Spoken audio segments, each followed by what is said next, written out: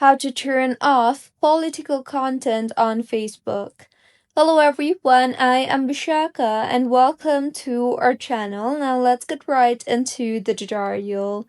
Firstly, go ahead and open the Facebook application on your device and make sure you are signed in. Now, tap on the menu option on the bottom right of your screen and then tap on the settings option on the top right of your screen.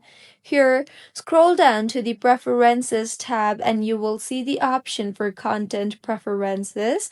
Tap on that.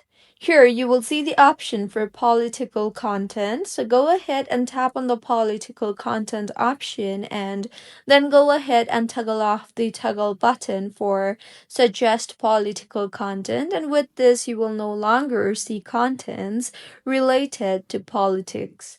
So this is how you can turn off political content on Facebook. If you find this tutorial helpful, please like the video and do comment if you have any queries. Also, do subscribe to our channel for more helpful tutorials like this. See you on the next one.